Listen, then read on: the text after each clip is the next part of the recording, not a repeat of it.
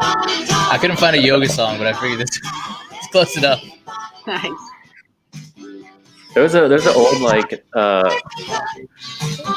song where this guy's making fun of it, and he's like, "Oh, I am what a silly goose I am, what a silly goose I am." Oh, Like making fun of people who do yoga. yoga! I thought you were talking about the Yeah. Olivia Newton-John song. I was real lost. I thought you were talking about Dane Cook. You No. sound like Dane Cook impression.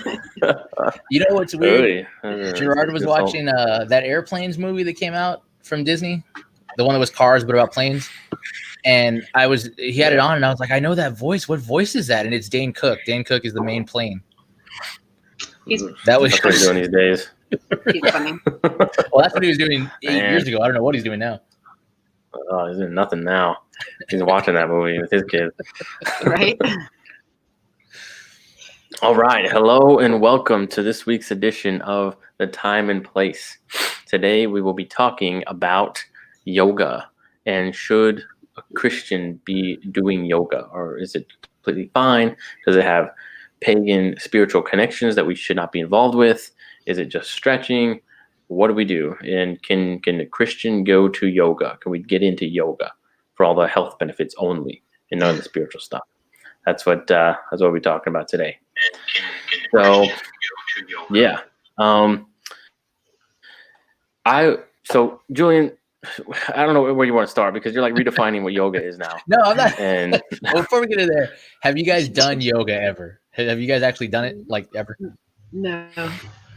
like gone like real like done it? Like even did you ever like I'm gonna do Like this a on studio or YouTube, something? like on YouTube or the Wii or something?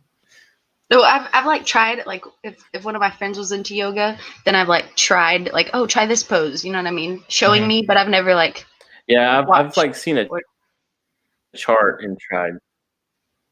Oh, I feel like those are super stressful. Like those little cards No. that have all the poses. Like am I I've seen doing a it right? chart and like tried that, but then So apparently we're in the so you minority. can just find like Google image yoga and then just like find something. Yeah, I mean, a lot of them are on YouTube. You can just But, look up the videos and follow along. But okay, so for the most part, we're talking about something we haven't actually done.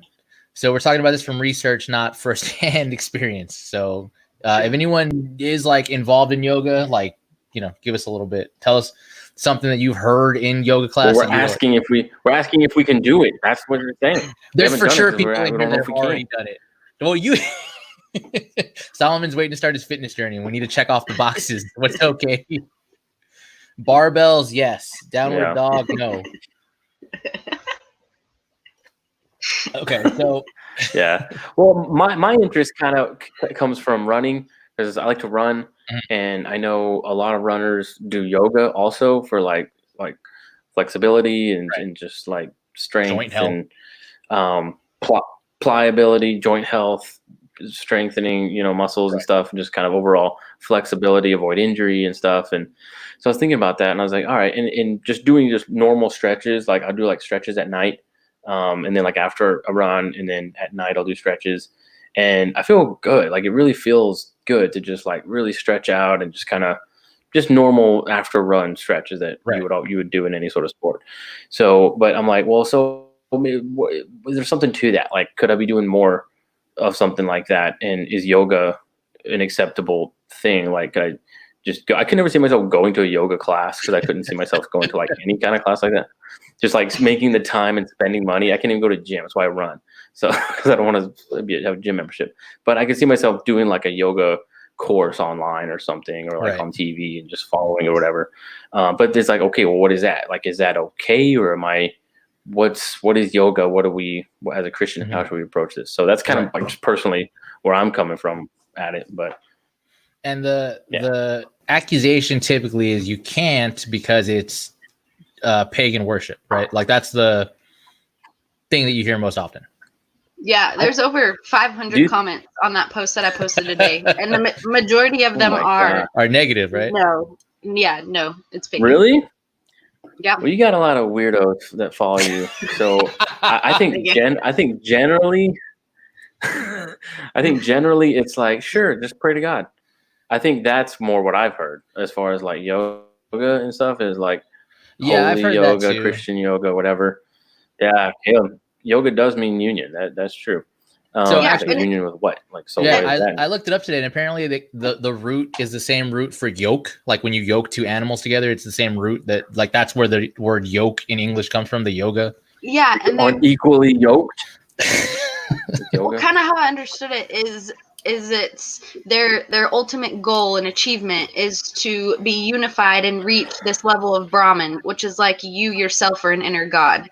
So like you're trying to reach this Well, it's state like- of enlightenment in yoga, connecting your body with your spirit, making yourself to the realization that you are a god. Mm-hmm. Well, the Brahman is like the universal everything. The energy, you the were source. like So, like you are everything. Atman. Yeah, it's like you and then the Brahman, and the yoga is the union between you and it's the whole Hindu one with everything, right? Right. Like we're all one, and that's like the yoga poses are a means to that like spiritual end. So, so we came to wildly different so- conclusions. And Abby's, I don't know if Abby's in the middle. She's further to your side than my side, but we came to like vastly. I think we're further apart on this than we were on vaccines or anything else, as far as like how we feel about it now. Yeah, I'm a no. I'm pretty You're sure. a no. You're a hard no. Okay. Yeah. Are you a hard no or are you like leaning no?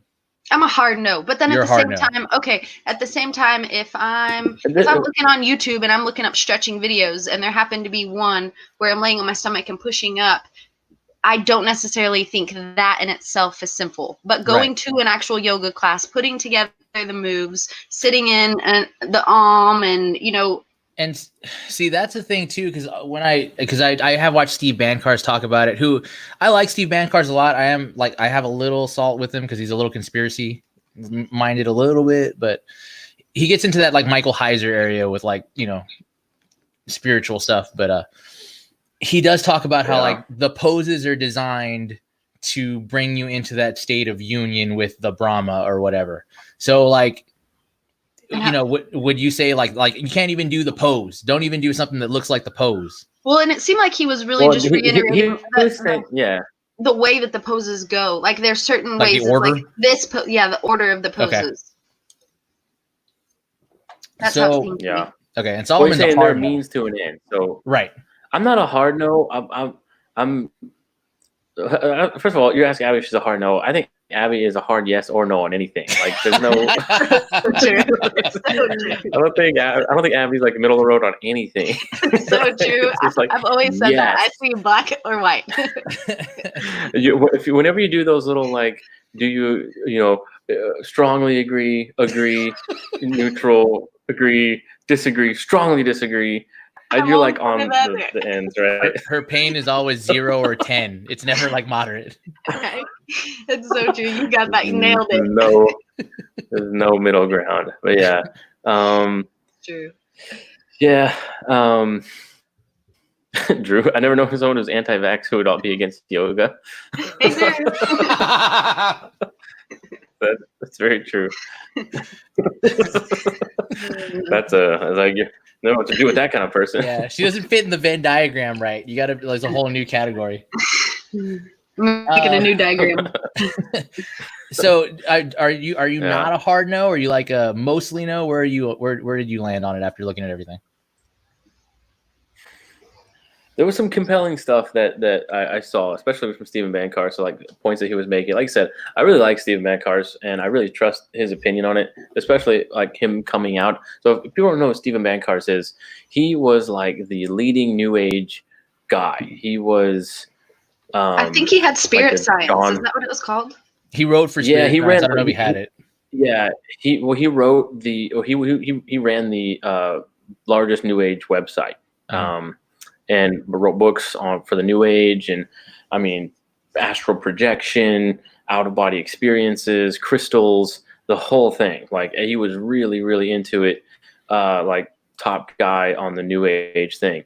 And then Christ just yanked him out of that, and he became a Christian, and just like Christ radically saved him, and now he's a Christian, Bible believing, solid Christian, and he had, but that's kind of his ministry is to the New Age to people who are still in the New Age movement, he has all this credibility of like, look, I know exactly what you're talking about. I know what yoga is. I know what crystals are. I know what meditation. I know what all these things are. And in the biblical Christian response to that. So when he talks about it, I really like give that a lot of credit, because he came out of that and was part of leading it. So yeah. So he has a lot of knowledge on that. So I would trust that builds a lot of credibility, even just me, not in New Age, but just like him talking about these New Age things.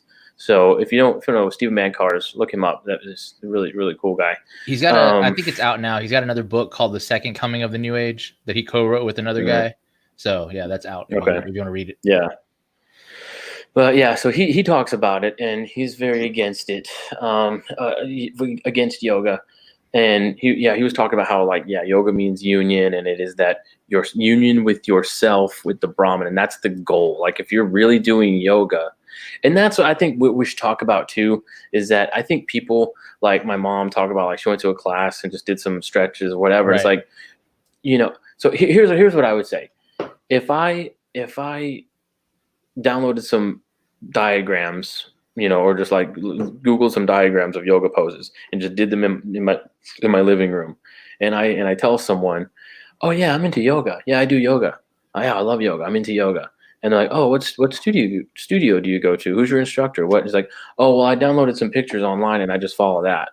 They would probably say, oh, well, you're not really into yoga.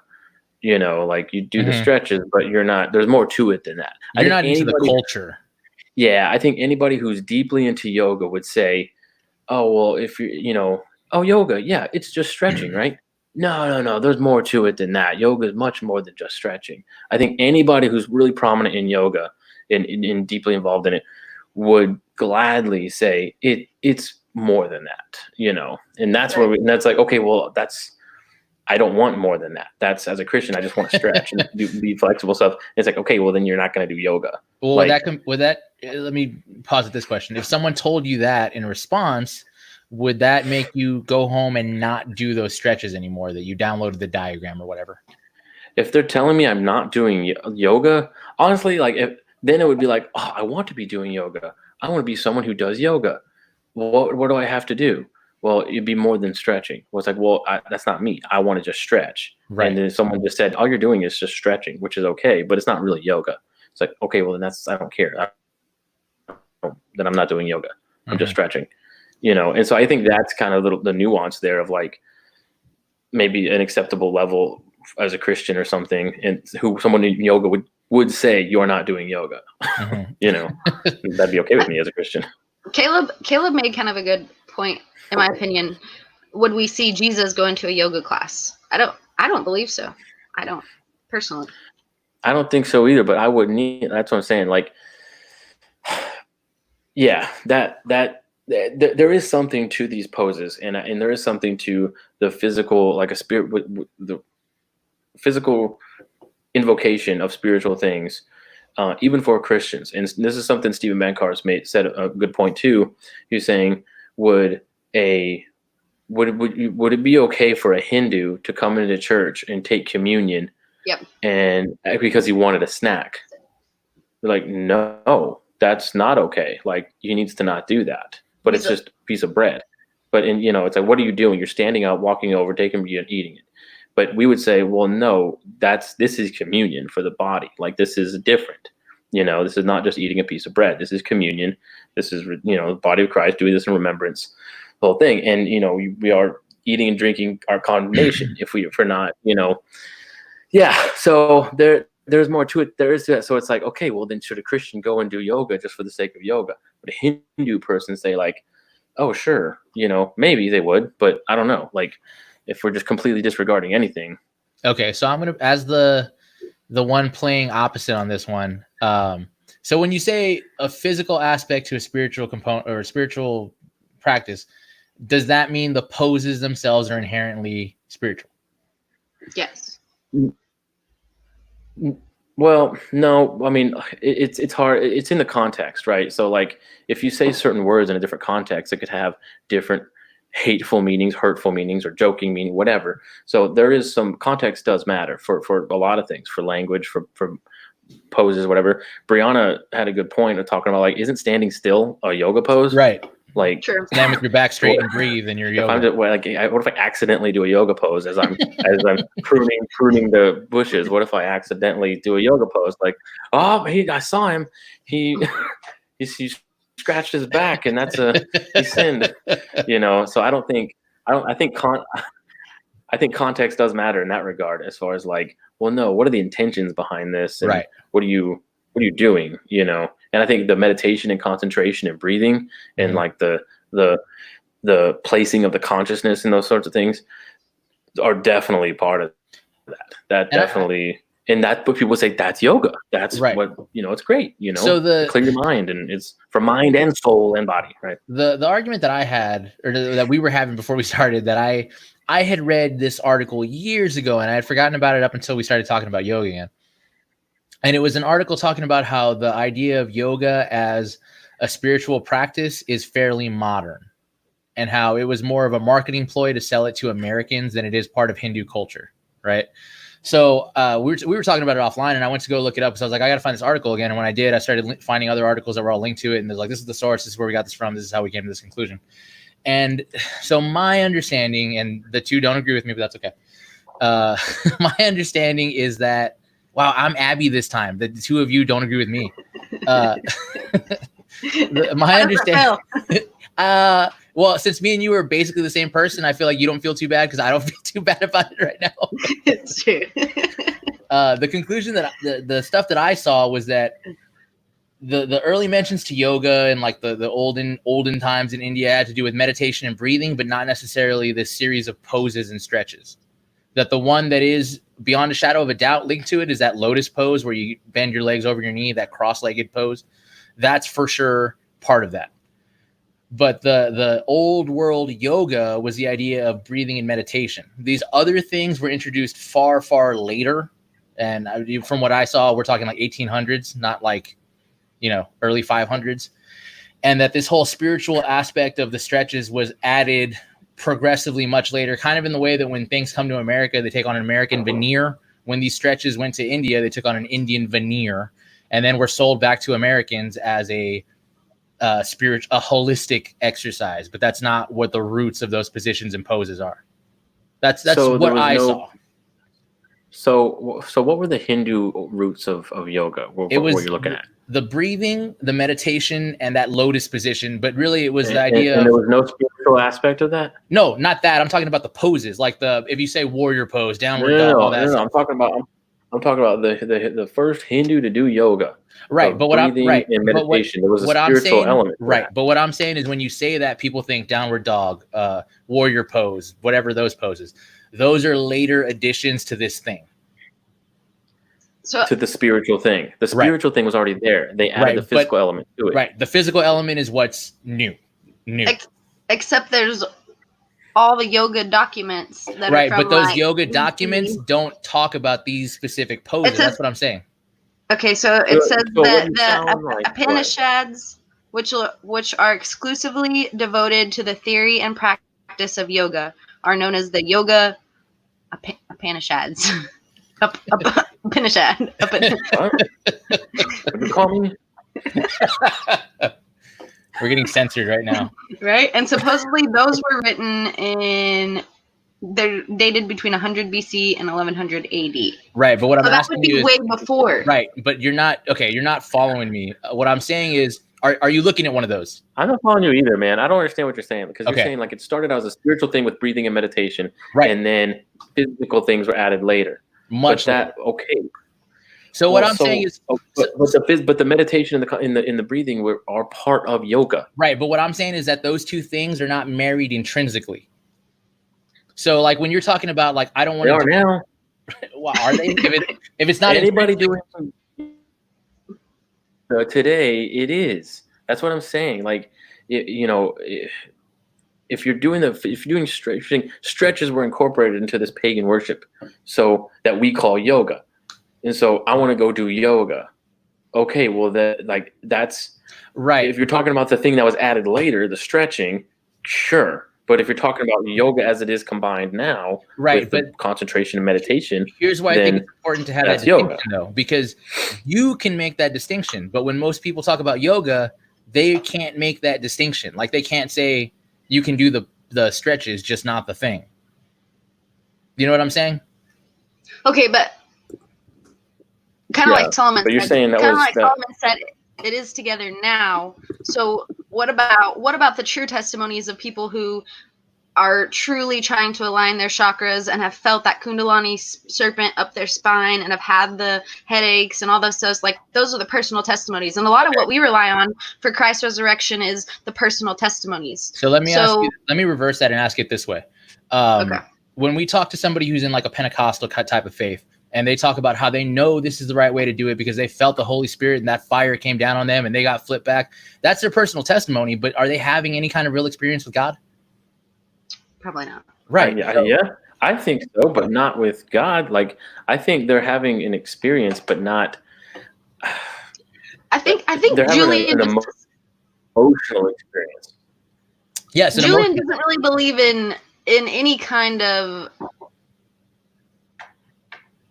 satanic. No, that's not true. Almost. That's not true. That's do you believe that spirits can move in, like, do you believe in like possession? Yeah. Or even like deep oppression from spirits, like evil spirits? So I don't believe that it's common. I'm not saying it's impossible, but I don't think it's a thing that's like happening all the time. Like when we talk, I think there's a lot of people that are really excited about the idea of spiritual things to the point to where they'll run with those things whether or not they're real or not. Like you were talking about, you think they're having an experience, but it's an emotional one. I agree with you. I think a lot of people who are doing this yoga thing and having this experience are having an emotional experience. Yeah, I don't know. I mean, I think there's more to it. You can have like, I believe it's an emotional experience, but I think it would be an emotional experience and a practice, a craft, a practice that is opening, that could be opening yourself up, and that's kind of what Stephen Bank talking about. I think he's more sensitive to like what opens you up, like playing with a Ouija board or doing a seance or going into a medium or something. I was thinking about that today. I would say we should not be involved with that. I was thinking about that today, and maybe we can talk about this because that's a term that I never thought about until we started talking about the yoga stuff. The idea of like opening up, like dude, you're like lagging or something. I don't think I'm lagging. I think you're lagging. I think you're both lagging. I was thinking about this.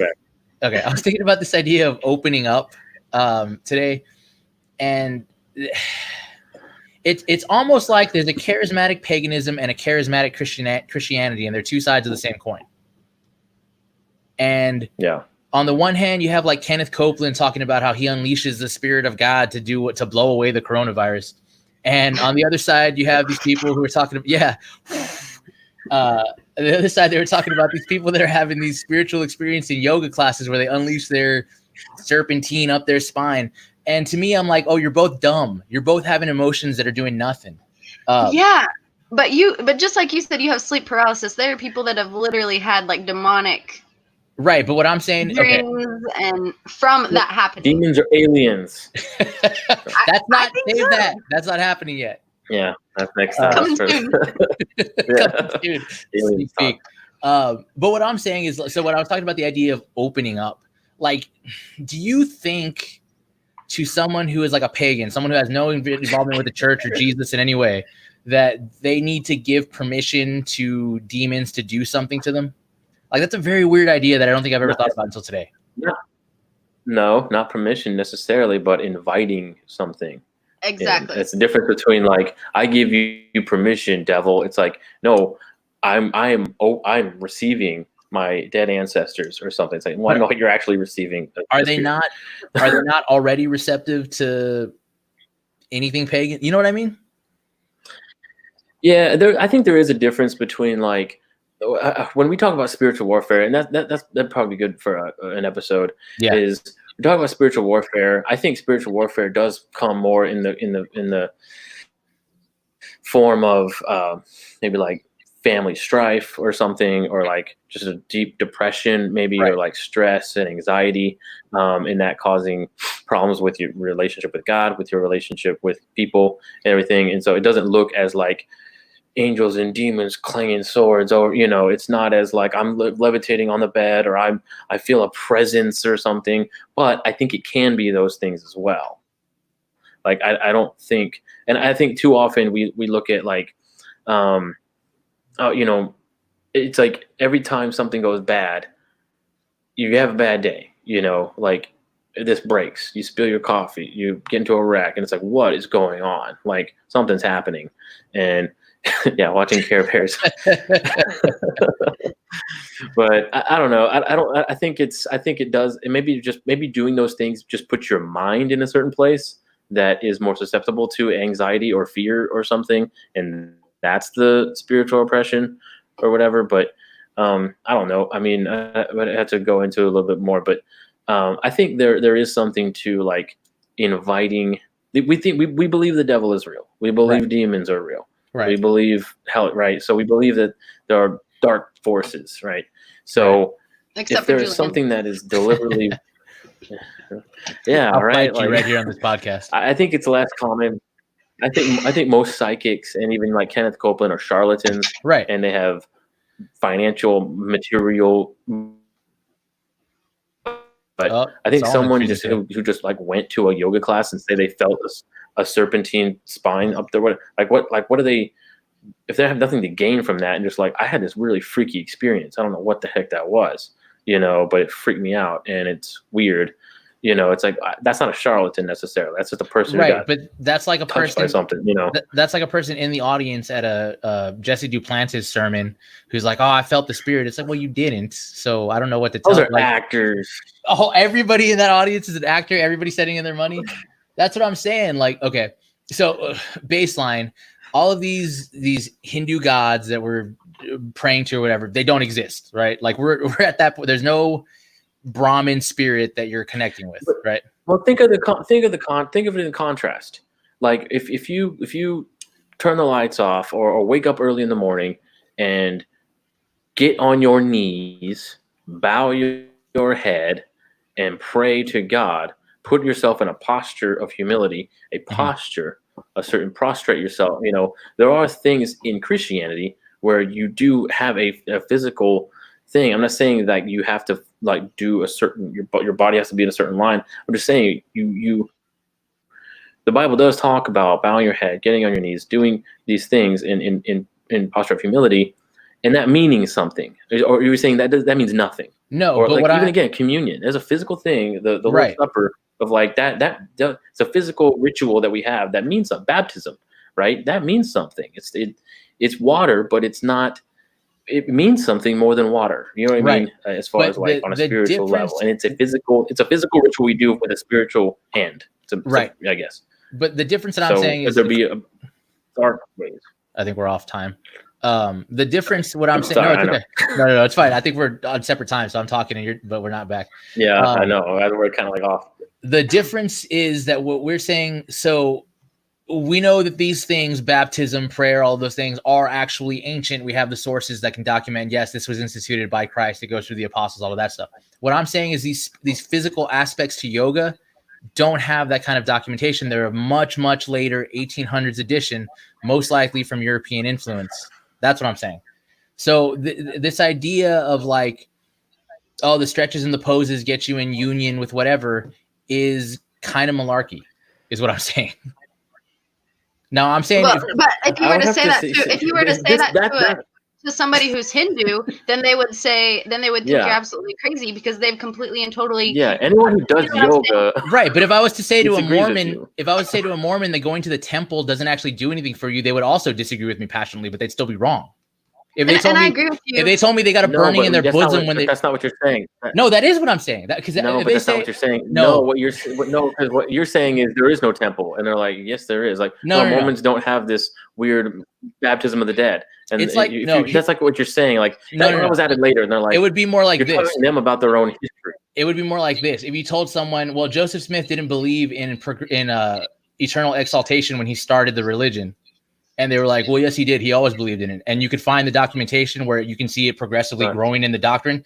That's what I'm saying about yoga. This physical aspect doesn't go back to the origins. It's a later addition. I mean, I feel like it's physically grown from the time that no one who does know yoga. Yeah, I mean, it's grown throughout time because we can tell whether the moves are there or not at first. Yoga was around way a long time ago, and it has physically grown and manifested itself. So even though they're false gods, do you completely deny that they're connecting themselves with a demonic force? Right, but when you say whether or not it had the physical poses, I feel like that's just throwing out a whole, like whether or not this was real or not. Like you can't just say whether or not and just toss it out. You know what I mean? Well, I mean, I guess I'm kind of confused. Okay, let's say, go ahead, Solomon. Julian, this is like, so everyone who does yoga is wrong. That's what you're saying about the history of yoga. What I'm saying is that everybody in America who is going to their Bikram class and is like, oh, I feel mentally whatever, has bought into this marketing ploy from the 70s that has been handed down when they thought they were talking about ancient origins of things. So this sounds like Halloween was invented for candy companies to sell candy. That's what you sound like right now. Right. But again, it doesn't matter if that's what it sounds like. What I'm saying is that the reality of the situation? You can't say it sounds dumb, so it's not true. Like, is it true or is it not true? Well, we would have to figure that out first and then have the conversation. You went on this deep dive internet article thing, and now you're redefining what yoga is. Right. Well, I sent you the links. You didn't like them because Albert Mohler didn't agree with me. Even at that, though, we could look past what you're saying because when they're written by yogis. Oh my god. Okay, so Julian, when you were trying to explain it just then, you were like all these people, the poses don't matter, blah blah blah. They're just going to get, reach this self-awareness meditation, which in and of itself is still. Ian made a comment up there, and he said we're told to meditate on the Lord, on the Word of God. So meditating on anything else is not what Christians are supposed to be doing. So even if you don't look at the history of it, going to a yoga class to meditate and find your center and meditate on you finding your inner balance and peace without the Lord, to me,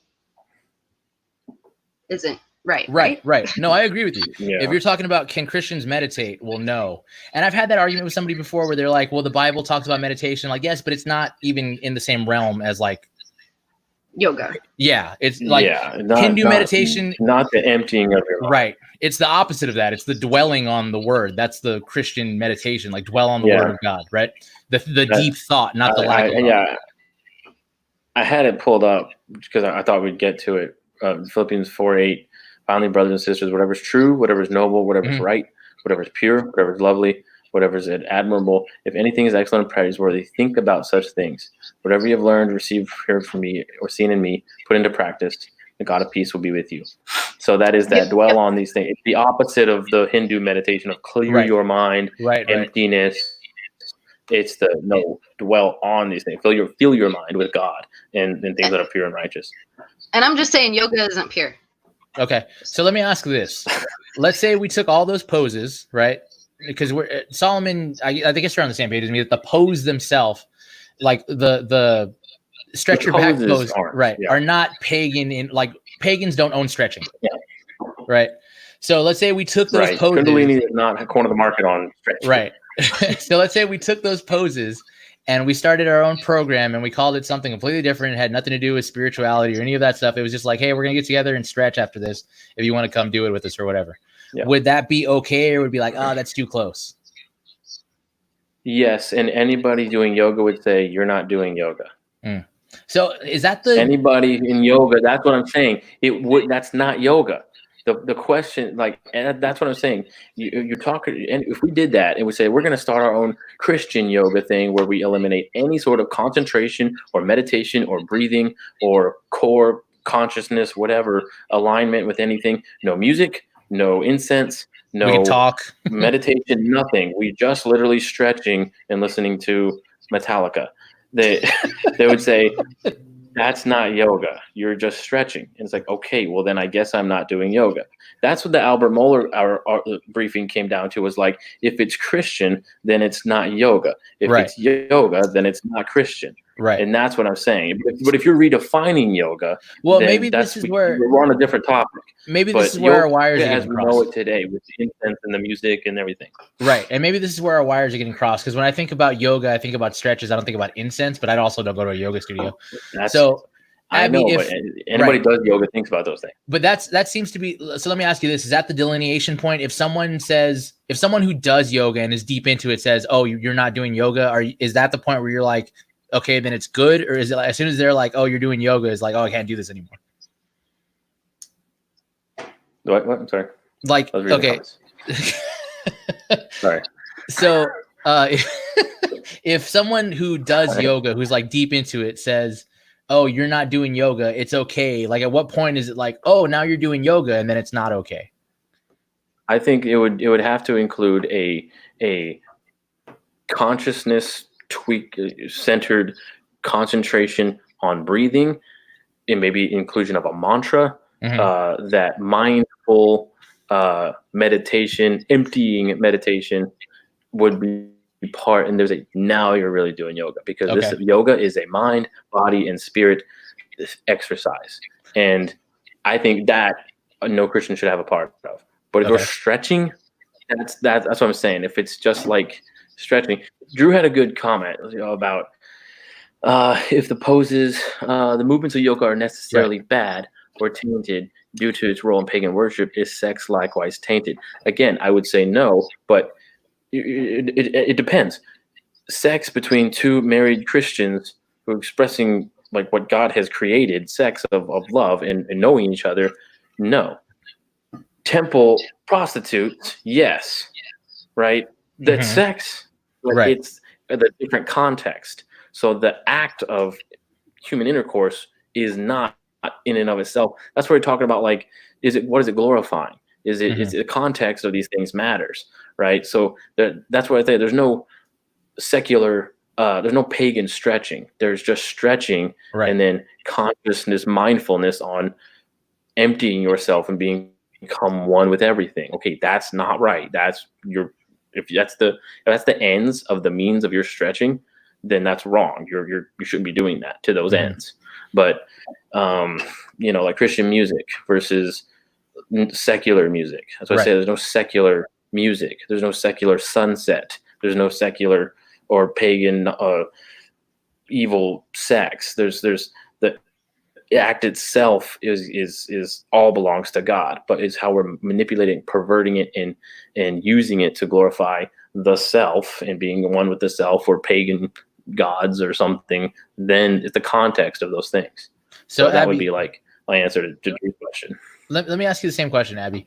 If we took just the poses and we got rid of the spiritual aspect and all, we didn't talk about that, we weren't talking namaste or any of that stuff, and we were just doing poses, would you be okay with that, or would you be like, oh, it's too close to yoga?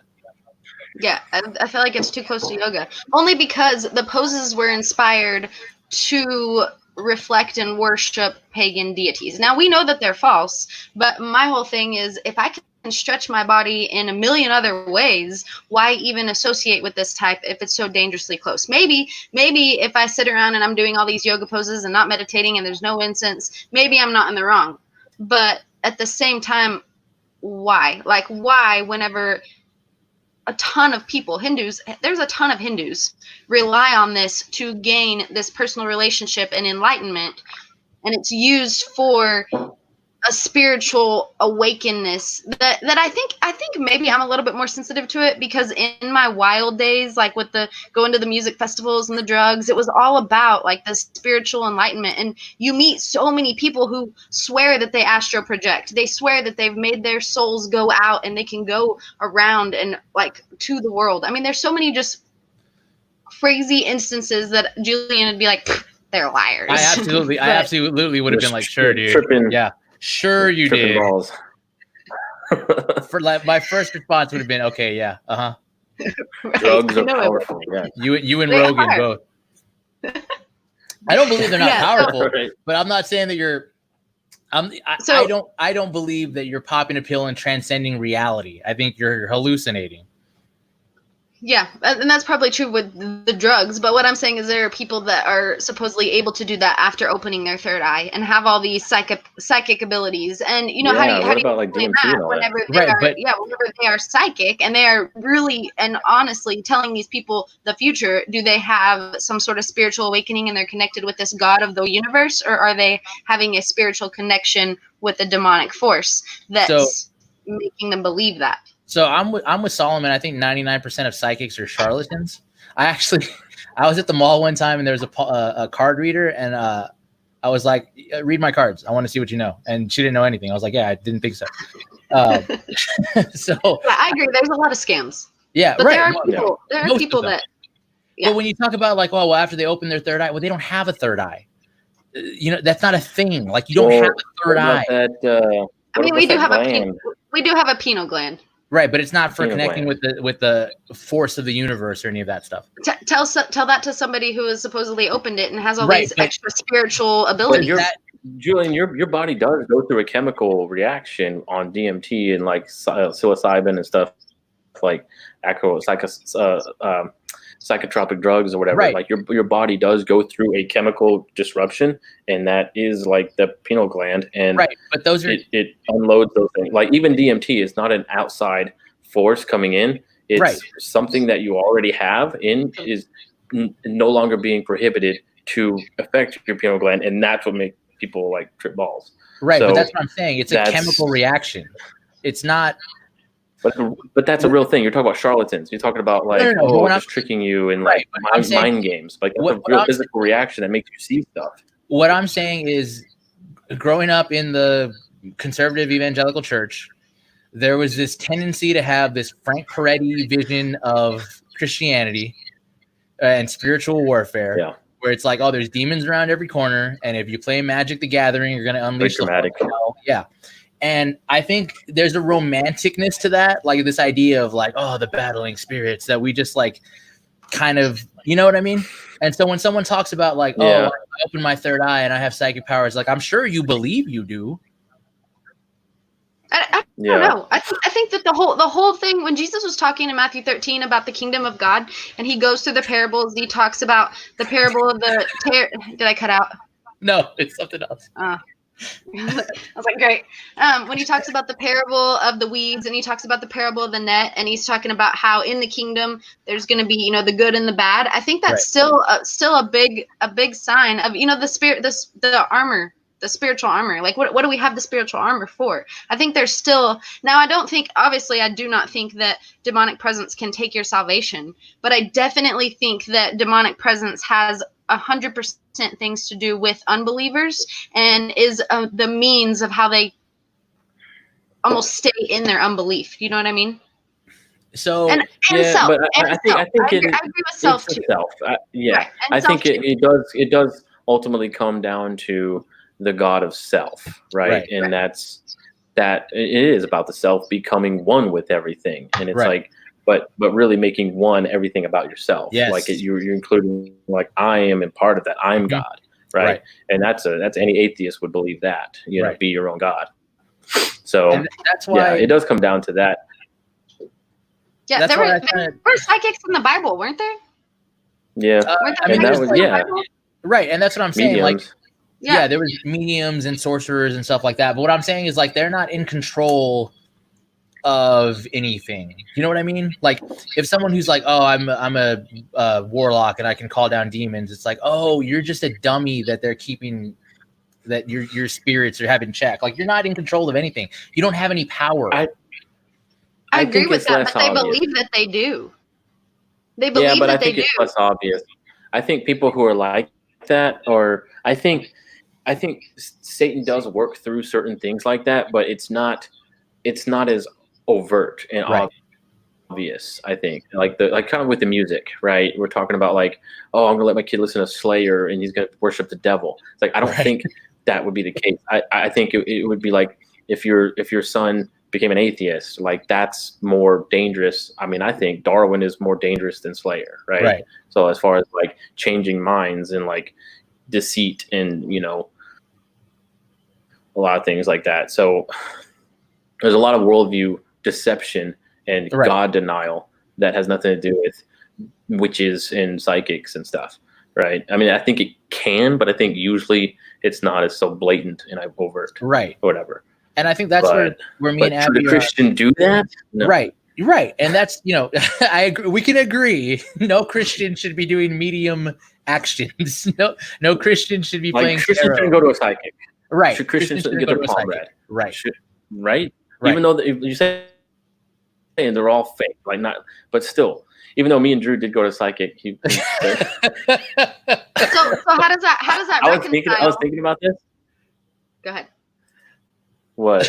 I was just going to ask Julian, how does that reconcile? Like if he believes most fortune tellers are fake, but you shouldn't go to one, but then he also believes that yoga poses aren't really actually real, but you should do them? Because yoga co-opted the poses and said, "Oh, this is ours now." And I'm like, "Well, you can't do that. You don't just get to own things that way." That's what I'm saying. Okay. Your incredulous looks they're so because so judgmental. We're not asking about that. It's like okay, I'm trying to get like an analogy or something. Like someone doing tarot cards uses like cards or something, or like astrology might be a good one. Like they use the stars to be a psychic and do these weird astrology horoscope things, right? And you're like, there's nothing wrong with stars, right? And that's what I'm saying. I'm not saying that. We're not saying that. Right. You're right. There's nothing wrong with stretching. But it's like, but that's what it's like. You're saying should someone go to an astrologer? And we're saying no. And you're saying there's nothing wrong with stars. Right. Like, yeah, but that's not what it is. But that's not how that's a different context. She's like, should someone go to yoga? No, there's nothing wrong with stretching. You want that's not what we're talking about. But here's why it's not. Here's why it's not a burn. And Abby's the reason it's not a burn, because the difference is in the subtlety. Because you say, yeah, if we stripped it of all the spirituality, we could just do the stretches. And Abby says we can't even do the stretches. That's where the difference is. Because there are people who would say, no. Okay, Abby, where would you stay with that with the stars? Can you go stargazing? Yes. And what I'm saying, Julian, is like, okay, personally, what I think is if you're going to get home on YouTube, you shouldn't be looking up yoga routines, okay? Now, if I'm going to look up, let's say, Olympic stretch routine, and it happens to have downward dog in it, and it has nothing to do with yoga. Now, I don't think that stretch in and of itself is sinful. What I do think is whenever you put all the stretches together and you're going towards the yoga purpose and the yoga end goal. Okay, but what you're saying is still these stretches. Yeah. These stretches it's a matter of discernment. The end goal. Yeah, right. But okay, here's why I'm so in the context of yoga. Yeah. Right. But some people, here's why I'm so hard on that, because there is that attitude that's like, well, like the pieces are not bad, but if you have all of these stretches, then they're bad because it's headed towards yoga. Like, so they just get to own those stretches. You can't have them. No, they don't own stretching. I'm just saying, if you stretch and do these poses in the context of yoga, traditionally, what everyone understands yoga to be, right? No, I get music, concentration, meditation. That's what we're saying. There's nothing wrong with stretching. There's nothing wrong with stargazing. But if you're doing you are having a different conversation than me and Abby, because Abby's saying if you put all these stretches together, you start heading towards that yoga place, and I'm like, well, no, because they don't own these stretches. One, they didn't invent them. Two, they can't just claim them. It doesn't work that way. But Abby's not against stretching, though. Right. And I'm not against, like, obviously I did some of the stretches, some of the yoga stretches as a cheerleader before I even knew what yoga was. Right. Never even knew what it was. But like I said, I just think that if you're looking to stretch and you happen to be doing stretches that end up being a yoga pose, that's a lot different than being like, I'm going to get on my YouTube or I'm going to go to a yoga class or I'm going to look up yoga and try to reach this so I can be all peaceful and spiritual. I think Christians do go in search of like flexibility and stretching and be like, well, there's this thing called yoga. Right. And I'll do that. And I'll just, it is a discernment thing. I don't think I think you can stretch, and even very similarly to the poses maybe, or even doing the poses out of context of those things. Mm-hmm. But if I don't know if you should be stretching and even like I don't think you should go to a yoga studio and a traditional understood concentration meditation yoga class and say, well, I'll just think about God, right? Because so let me ask it this way. He froze again. I don't know when he's going to come back. Something else. Like, so let me ask it this way. If I were to, no, you cut out on my end. I don't know if she saw, it's like we're on different signal strengths. Yeah, something's going on weird. It's the yoga, man. My mom's freaking out that I went to a psychic. she's praying for you Drew, right now. I wasn't going to mention that, Drew, because as soon as we started talking about psychic, I was like, me and Drew went to a psychic one time, and I wonder if he remembers that. And he's like, hey, you remember we went to a psychic? Yeah. You just see beads of sweat coming down Solomon's forehead. Bro, Mom's. So let me ask this way. I remember we went to a psychic, but I don't remember what we did. I think we had to like pay or something, and like we didn't want to pay. That's the worst. I don't remember like the conversation of what we did, but I do remember like being bored in Wichita Falls, Texas, and there was nothing to do, and the only thing was a psychic. We like drove past a psychic place, and we're like, I think it was probably my idea, just like let's go in. It's all bullcrap anyway, huh? And we got there, and then I like kind of got freaked out. And then they're like, I think we had a conversation, and then they like wanted to pay for the next like thing. And I was like, all right, well, it was like someone's house or something. Like they lived. It always is somebody's house. It wasn't a house, but it was like a business building, like a psychic place. But did they have like the beads that were like come back? They like lived there. And then like her husband came in with her kid or something. And I was like, you live here? Like, well, you can't make rent on a building and a house when all you do is psychic readings. They live to pay the bills. Place. Yeah, but it wasn't a house. They were just like living in this office place. Mine was at least free. I didn't have to pay to call her a fake. So let me ask it like this, because so if I were to, let's say hypothetically, I was to go and get like a pack of those cards that are like, 10 routines in one pack of cards, and it just has the poses on them. And I was to look at these and say, I'm just going to do these poses. I'm not going to do any of that stuff. And I'm doing them at home. I'm not doing them with anybody. Where do you guys fall on that? I would be okay with, like, I think that would be safe or whatever, or using good discernment maybe. But as far as like even just like looking at a chart of like the different poses and just trying to like get into those poses or something. Right. But like I just really want to stretch out, and there's this one yoga pose that like would be perfect for what I'm trying to like tweak out in my back or whatever. And I think if you do that and then like okay, that's cool, but that isn't in the context of what no one who does yoga would say you're doing yoga. Right. But I'm not asking about for them. I'm asking about for you, like for your opinion. I think that's true. I would agree with them. I would agree with what they're saying. Like, yeah, you're not really doing yoga. It's like, yeah, I know. I don't want to. But I want to do this, try these stretches and get flexibility. So, but I don't think anybody really does that. I think when someone thinks like, I want to stretch out and get into yoga, they look at a class, they look on an instructional thing of real meditation, concentration yoga. And they say, well, I'll just think about God, or I'll just pray. I'll say, God will be my mantra. It's like, that we don't talk about mantras in Christianity like that. Right. You know? And what potentially could that lead to? Let's say I always get bristly at the like, what potentially could that lead to? That's such a Southern Baptist conversation. But really, like, let's say I go and I get these yoga cards and I enjoy the stretches, and then I'm like, well, wow, I really think I'd enjoy a yoga class. So eventually, my next step is going to be to get into a yoga class. Why not just completely and totally ditch the whole yoga idea and find other stretches? There is, and there's alternatives, and there's things like, as soon as I said this, a lot of my Christian friends mentioned this thing called Ramwad. Have you ever heard of that? No, but that sounds like the devil. I know, right? I was like, Ramwad. It's like Wormwood. Yeah, I know. ROMWOD, Ramwad. Like a lot of my Christian friends who like I trust with like good wisdom and discernment were like, Ramwad, dude, it's the same stuff without any, like, completely removed from that context of meditation and stuff, whatever. So look, there's stuff out there. I mean, you know, I think it's like a CrossFit thing or something, but I don't know, whatever. Like there's ways to stretch outside of the context of yoga. yoga, of true yoga. Right. And I think that's okay. Like, that's fine to find that alternative or whatever. Like, who cares? Like, that's not whatever, just if you truly just want to stretch, then just do that. So this is kind of off topic, but it's kind of in where I'm thinking now. So let's say hypothetically, you did the research and I was correct. They stole these poses, they co-opted them.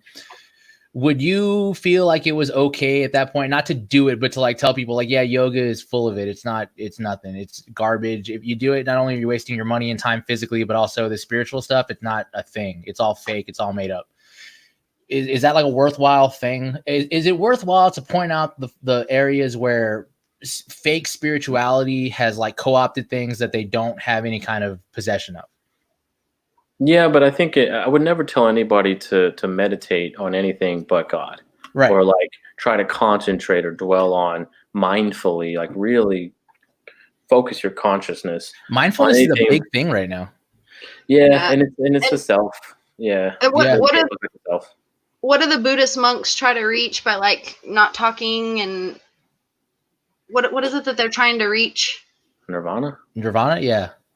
Maybe. So would you at the same time be able to be like, well, that's just really not really spiritual. It's kind of all made up. I mean, do you know what I mean? But to them, like, okay, here's the question.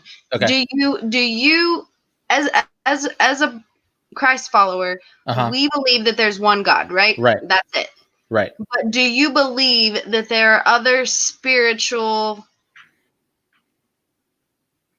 diversions? Entities?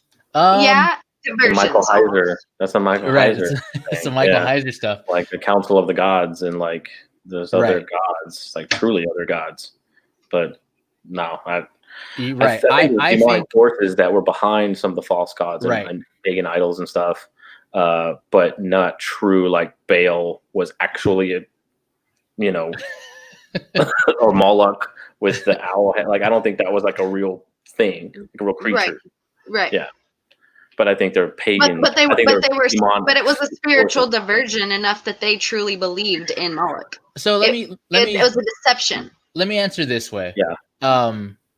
Moloch worshipped involves sacrificing children. Planned Parenthood also involves sacrificing children. One of those doesn't have for your health and wellness, your prosperity. Right. Yes. What it comes down to at the end of the day is how does this benefit me? Not what God am I paying homage to. Like Planned Parenthood doesn't have any spiritual aspect to it overtly that says, oh, we do this for the worship of whatever. It's for the worship of self.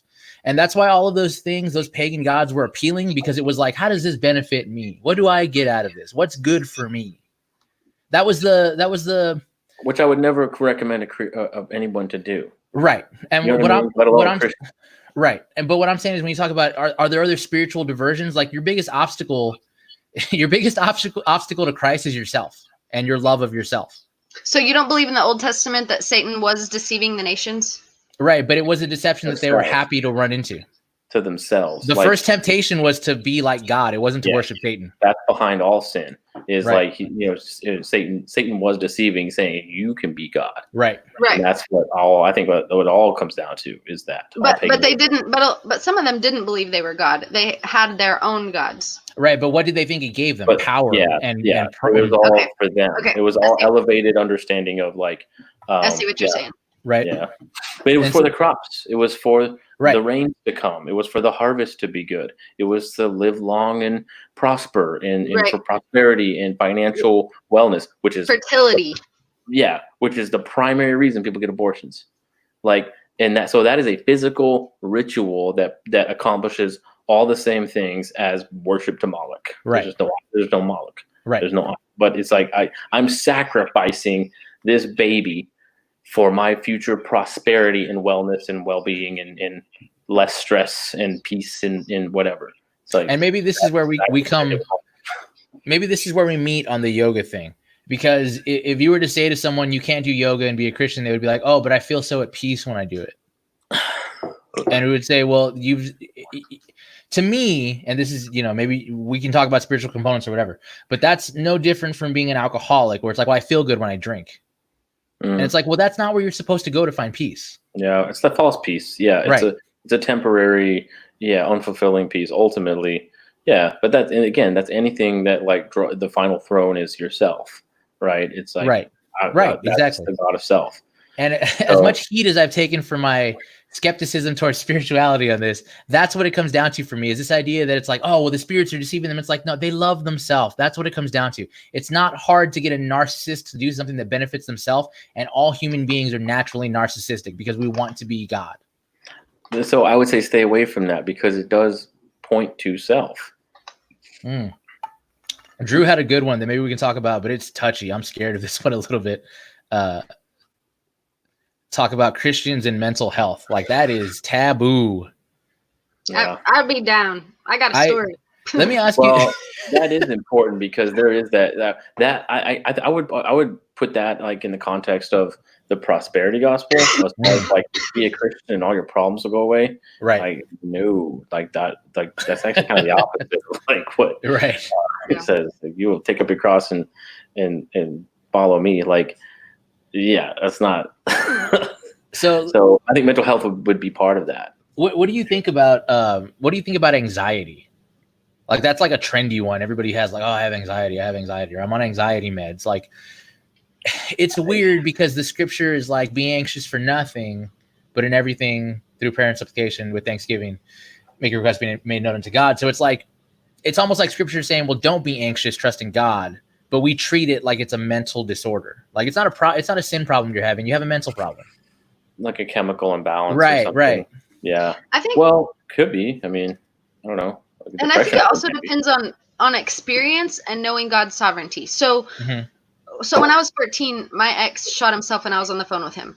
That thing this took a turn. It did, but that thing sparked so much anxiety in me that from then on, it constantly made my mind always anticipating the worst. Whether I was in a restaurant thinking that a bomb was going to go off, whether I was in my room thinking someone was going to come in and murder me, whether I was thinking my dad was going to drive and die, I was always thinking worst case scenario, and I was always anxious. And it wasn't until I learned about God's sovereignty that I actually truly understood peace. So if you live in this worldview where everything's out of control and anything bad could happen at any second, and you're not really understanding that nothing's out of God's will, then I think that's 100% where anxiety can come from. You're relying and wondering constantly, what if, instead of resting in his will and what's going to happen. Yeah. And that's how it was for me. That's good. Ooh, what was it like being a mom in that kind of mental space? That sounds horrifying. Yeah. So yeah. Okay. Well, it was. That happened. Okay. I guess I was 15. That happened when I was 15. But I did not. Keep wanting to leave, but I don't want to leave. Yeah, I didn't deal with it until I was 23. And once I was 23, I had a complete and total emotional breakdown. Like I went to the pavilion, not because I thought I was suicidal, but because I needed counseling. I was like, this is all my fault. And he had always told me that he was going to do it, so I'd feel guilty for the rest of my life. So when he did that, I was like, I'm not getting help. I'm not going to counseling. And I was 15 years old. And I was like, I'm just going to get through it. He's not going to win. So when I was 23, it was like everything that I should have felt as a 15-year-old girl, I felt. Right. And so I went to the pavilion to get counseling. My desire was for psychology. Went there. They locked me in the pavilion for a whole weekend. Okay. In with the sociopaths, in with what's anybody. The pavilion? Like where people are like want to kill themselves, or like sociopaths that can't control their outburst. It was Arkham. Yeah. So, and you're in there with everybody. Everybody, doesn't matter. You can't be in your room by yourself. So I go in there. They tell me that I am bipolar. They counsel me like I'm bipolar. I get out. They send me to a psychologist and a psychiatrist that gives me pills for being bipolar. They gave me mood stabilizers, antidepressants, Xanax, and I was on 70 milligram Vyvanse. Good Lord. Yeah. So, okay. So my husband now was like, I really just don't think you're bipolar. And I'm like, I am bipolar. They told me I'm manic right now. Okay. And I really believed it. I really did. But once we moved to Lubbock, I kind of got out of that. I stopped taking all those pills. We moved to Lubbock, and actually lost full custody of my daughter during all that, because I was just out of my mind. I really was. My oldest daughter. So once we got to Lubbock, we were going to go back to court, and I requested my records from the pavilion. I went through every single paper of that list, and not one time does it ever say that I was bipolar. It said I had PTSD, but not one time in any of those papers did it say I was bipolar. They told me that, they treated me that, and they shoved pills down my throat because of that. And so I could go on and on about mental health and Christians, because I think that the system fails huge, big time. Okay. So let's make that a whole episode, because I want to get someone else on here too who had a similar experience, and we'll see if we can all talk about it, because that's that would be interesting with like PTSD and stuff too, like for sure, because that's real, like that's right obviously real. It's like what is that? How does a Christian respond to that? Yeah, so like that'd be a good one. Thanks, Drew. Christians and mental health. Yeah, thank you, Drew. Drew gets the producer credit on this. So they were trying. Why did they treat you like you were bipolar if you weren't? That's what I don't understand. Like, why did they just tell you you are and do this? I don't know. And that's the thing is, like, I would go in for group counseling. I never went on one-on-one counseling. It was always a group. And I always, I did have ups and downs. There were some times I'm like, I'm good, I'm going to get through this. And there were some times when I was just like, I don't really want to live. Like, I don't want to kill myself, but I don't have any desire to live whatsoever. Like, I have the guilt of taking someone else's life. I had no desire to live. And then I would go up and I'd be like, all right, I'm good. I can get through this. You know what I mean? But I don't know if they just immediately projected that on me because I did have ups and downs. Or I don't really know, but it scarred me. It made my depression worse going into that place. Like, normal people have ups and people who have not been through traumatic events have ups and downs. Like, that's not a weird thing. Right. Plus, it's not. So going through what you went through, I wouldn't think it would be crazy to be like, oh, well, she had a traumatic event. It's obviously she would have these ups and downs. That's so weird that they got so hard in the paint about it, like right up front. Yeah, but they were shoving pills down everybody's throats. What did that feel like? What did it feel like on those drugs? That's what I'm really curious about. How did it feel to be on it? I was a zombie. I had it cured my sadness because it made me feel nothing. I felt absolutely nothing. I was just going through life like no happiness, no sadness. I was just there. That's kind of funny. Maybe we'll talk about it later, because I know we've talked off podcast about marijuana and Christians and stuff. When I would smoke, I couldn't focus on stuff. It was kind of one of those things like, oh, you'll feel better if you smoke, you'll relax. And it's like, what kind of yes, but because I can't focus on any of my thoughts. It always helped me focus. Did it always help? It always had the opposite. I couldn't focus on anything. Yeah, I've always heard the opposite of that, Julian. Like, maybe it was smoke marijuana myself. Maybe you're not ready for this, Solomon. Take a knee. I haven't, Mom. Maybe I had a weird reaction to it. Maybe it's just my body makeup, but I couldn't focus on it. Like, thoughts would fly by and I couldn't grasp it. It was like fuzz. It felt like watching a static TV where you can kind of see a picture, but not enough. I don't think that was marijuana. It was like Sherman Helmsley, angel dust. It was lace or something. Yeah. Wow, that's crazy. So now we for sure have to do mental health at some point. That's We'll have to get into all that. I'm gonna have to jump off of here to get my little bit. No, that's fine. We can wrap it up. We can go ahead and yeah.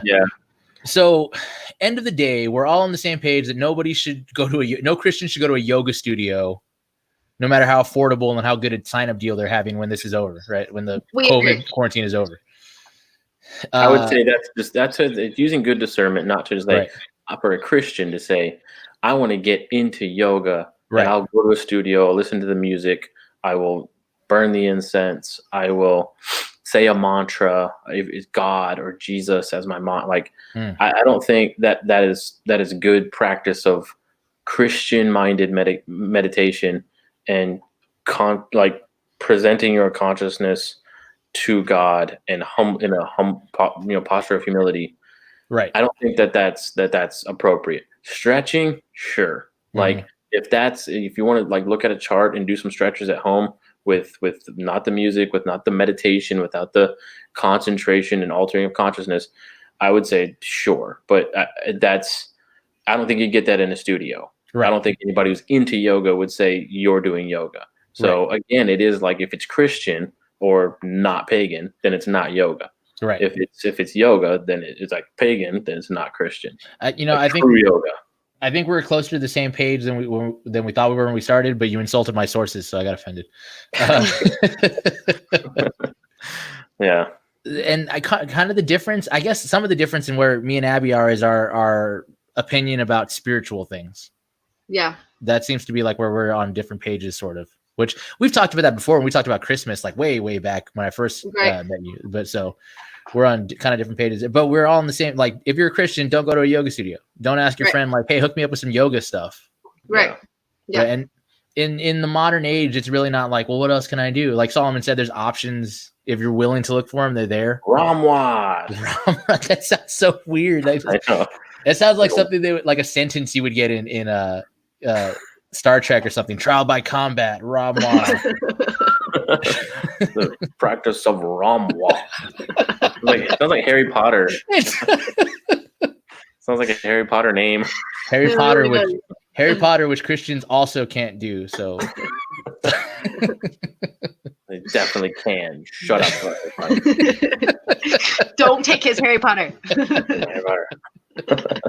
No, I don't care. Well, okay. I don't know if we helped at all, but you got our opinions on it. So yeah, just don't go to a yoga studio. Yeah, just don't go to a yoga studio. There we go. Get into yoga. Don't get into yoga. You can stretch, right? But don't get into yoga. Don't start a yoga is. Can we say this? If you're gonna start a church like group workout, don't call it yoga. Maybe not a great idea. Right. Don't do that. Right. So next week, as of now, the idea we're gonna talk about aliens, UFOs, encounters, all that good stuff. We're gonna get real fringy. Aliens, but aliens. I'm gonna blow my hair out like that guy. Dude, I love that guy and I love that show. It's so good. I'm wearing a tinfoil hat. Oh, I gotta get a thing, like a mask with an Illuminati. Oh, Illuminati. We gotta talk about Illuminati too. Get on there. Well, that'll come up at some point. Me and Abby we haven't settled that one yet. Yeah, it's coming. But thanks everybody for joining us. Next week, aliens. So tell everybody. We'll see you guys. Bye, guys. Bye.